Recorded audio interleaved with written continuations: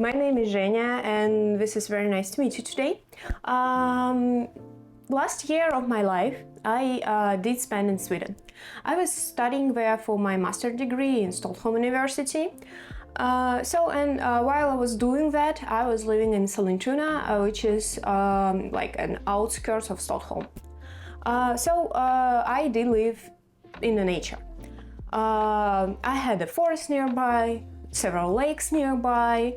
I had like wild animals like deers and rabbits, not dangerous animals, coming to my house in the winter, and it was super cool, super nice. Apart from like paying $400 for electricity per month, I do really miss Sweden, and I do really miss the nature, because now my life is quite different. I do live in like the center of Tokyo, and I do not have this like easy accessibility to nature, because even like a year ago, to go to a nearest supermarket, I needed to hike through the forest for 20 minutes.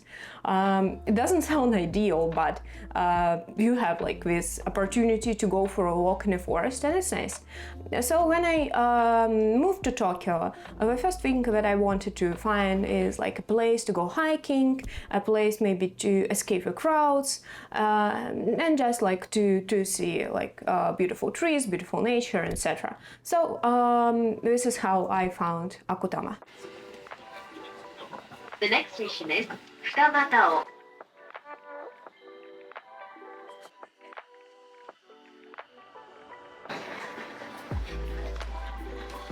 Left side will open. Please push button open.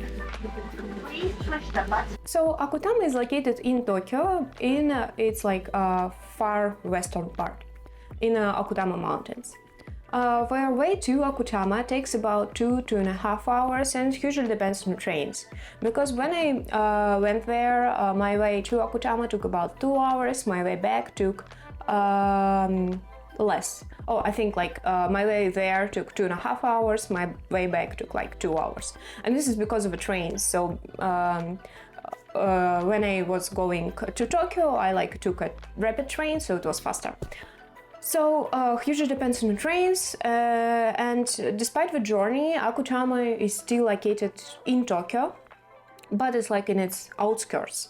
Because of that, not a lot of tourists are traveling there, so all the cafes and like hikes and everything are pretty empty. I would say that because of that, I usually recommend to travel there during the first part of the day, because like as I said, it's countryside, so everything is closed about like before 5. So after 5 p.m.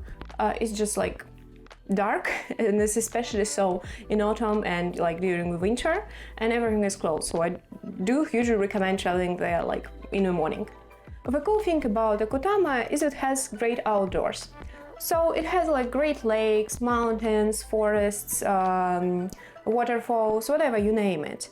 And because of that, you can choose to do both. You can, for example, go for a simple hike, which will be like 3-4 hour stops, and which is what I did. And at the same time, you can choose to go for more sporty stuff and do like fishing, camping, more professional hiking in the mountains, like you name it, whatever. And there are some hot springs to visit, and there are some things called like forest therapy. I don't know exactly what it is, but it's like featured in a lot of articles on the internet. Generally, you go to the forest and you like sit there with trees. I don't know, and it's therapy. So I think it can be cool, and but you need to pay the agency to do that.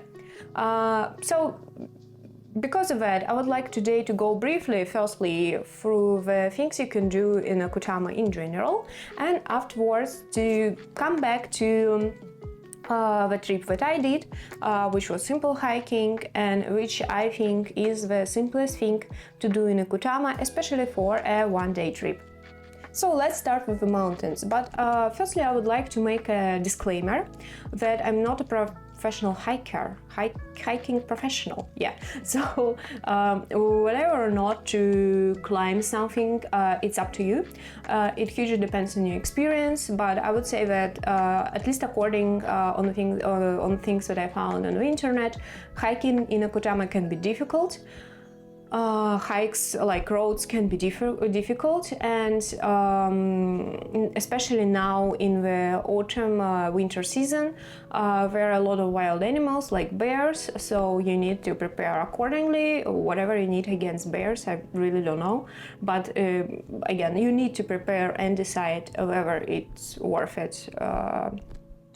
to do. So the first is Mountain Kumotori. Mountain Kumotori is the highest mountain in Tokyo, with an elevation of 2,000 meters. So there are a lot of hiking trails on this mountain, but regardless of which you choose, the mountain is very high and the hike is very long. So because of that, it is recommended to spend like at least 2 days there, and because of that, there are a lot of like small huts, mountain huts there, and as I know, there are even hot springs in these huts, so it's nice to be able to soak there after or before your hike. As I know, there view from the mountain is as well very good, because you can see Mountain Fuji from Mountain Kumotori, and it can be nice, especially because in Japan or in Tokyo, I mean, you really can see Fuji. It's usually like in the clouds somewhere, you really don't know where, so I mean, from Tokyo there are not a lot of chances that you will be able to see it. So the second is Mountain Kawanori and its waterfalls. Mountain Kawanori is considered to be one of the most famous mountains of Okutama because of its waterfalls. Because of these waterfalls are considered to be one of the most beautiful waterfalls in Tokyo, so worth visiting. The most popular seasons, I would say, to visit this mountain would be during the summer and the autumn, because during the seasons where forest is most colorful. But during the winter, as I read on the internet, where waterfalls, it freezes, so you can see like an ice cascade, which can as well be very beautiful. However, I wouldn't say that's like there's a huge probability that it's gonna freeze, because in the winter in Tokyo, in like surroundings of Tokyo, the winter is pretty warm, so temperatures are not freezing. And again, according to the internet at least, the hike is difficult because it's rocky, so prepare accordingly. So third thing that I would like to talk about, and like third attraction of Okutama, is the three mountains of Okutama. So Mountain Otake, Mountain Mito, and Mountain Gazenyama are referred as three mountains of Okutama. And they are famous because, at least according to the internet, they can be hiked in one day. However, if you are as sporty as I am, I do not recommend hiking this in one day, because as I read, the hike can be pretty difficult. All these mountains have beautiful scenery, and I would recommend choosing depending on the season and whether the hike is difficult. Because, for example, Mountain Gazenyama is famous in the early spring because it has like beautiful violet flowers, but at the same time during the autumn season it has like beautiful maple trees, so each mountain can have its perks during like a specific season, and I do recommend to research this and choose accordingly, and again consider whether you are experienced hiker or not, and whether the trail is difficult. So the next thing that I want to talk about is the Nippara limestone caves, and these caves are really old because they were formed during the prehistoric era about 250 million years ago, and apart from being really old, they served as a religious pilgrimage for Shugenda, which is a type of mountain asceticism, which incorporate both like Buddhism and Shinto religions.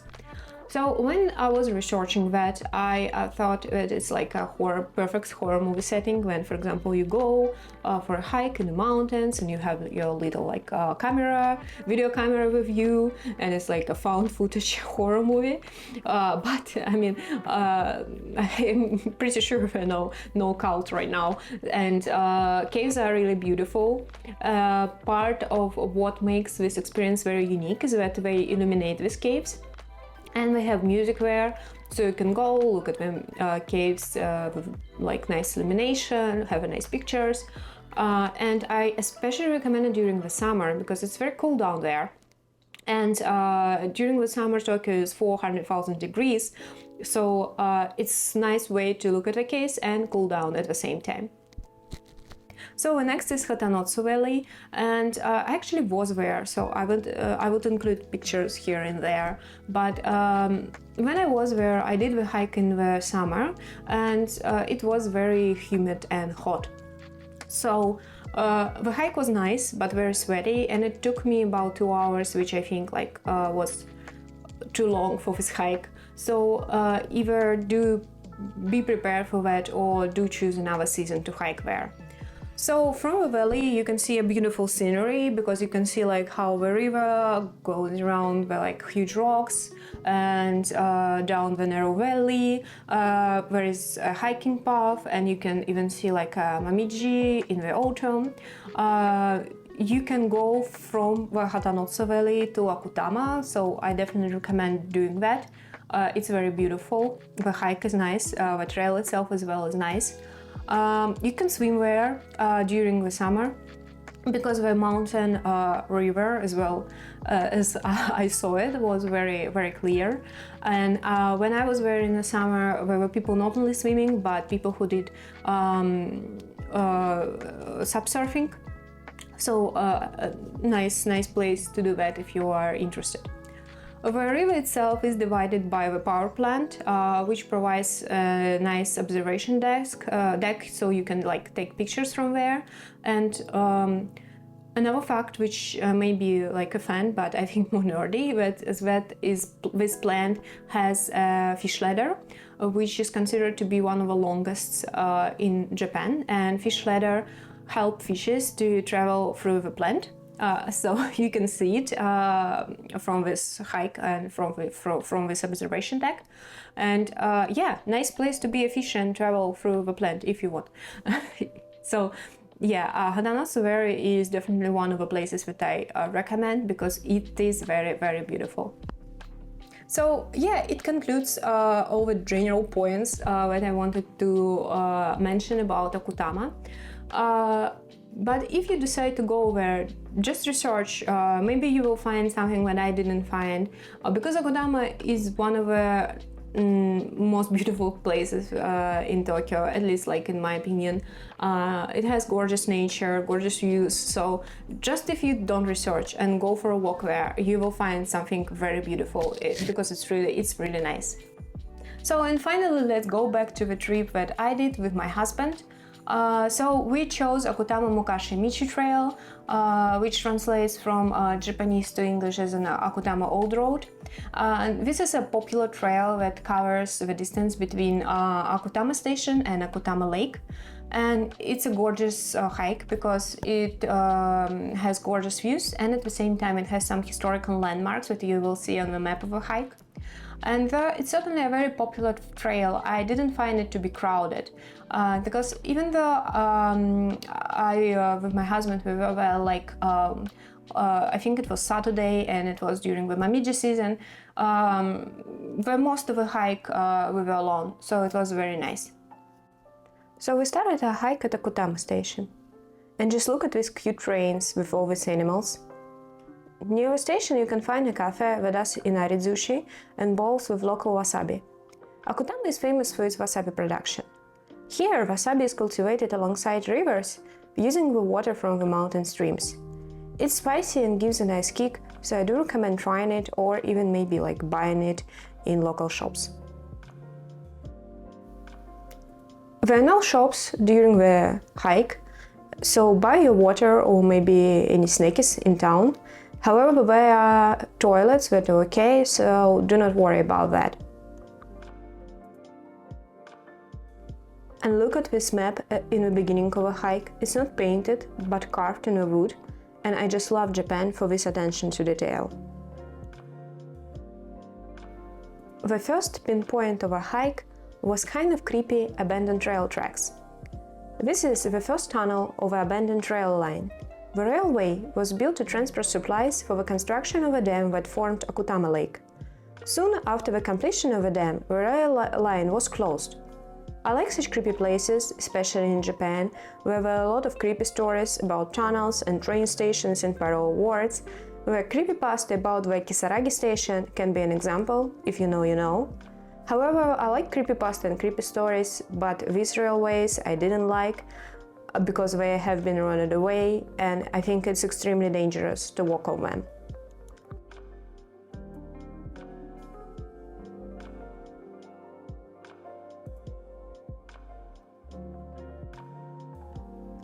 The road itself is a very easy walk.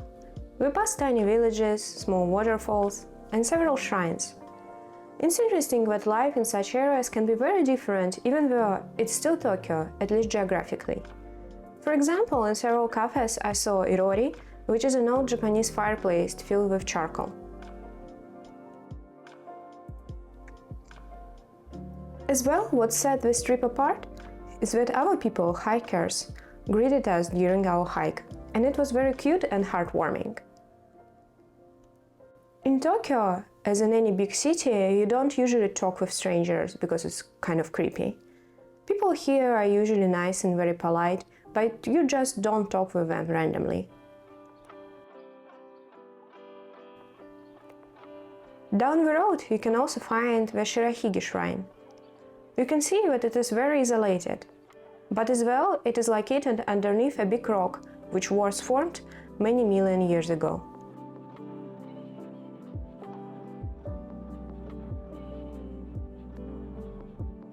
Afterwards we got to the large maple tree. It's really beautiful during the Momiji season, and as you can see, it's a great photo spot.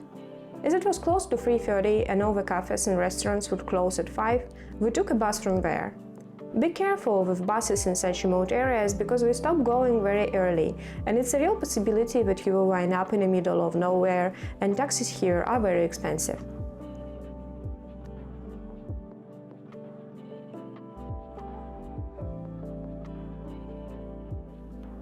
The bus got us to the reservoir.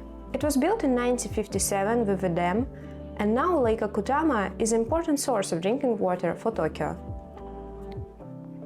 It is a great photo spot, but instead of taking pictures I decided that it's better to lose my phone and have a heart attack because of it, and just look at my phone lying there, so sad, and my husband nearly stepped on it. So sad.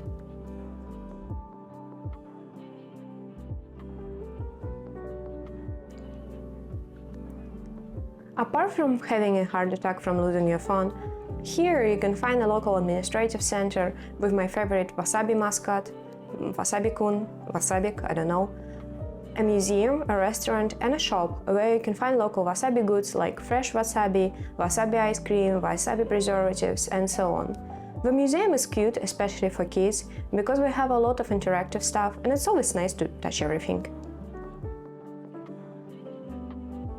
So, several bus stops from the reservoir you can find drum bridges, which serve as pedestrian bridges. And we didn't go this time, but I was there during the summer. It is a very nice photo spot. So when you go on this bridge, or walk on this bridge, the float kind of wobbles beneath your feet. So you can scare your friends by running near them, but I do not recommend doing that. It's really scary.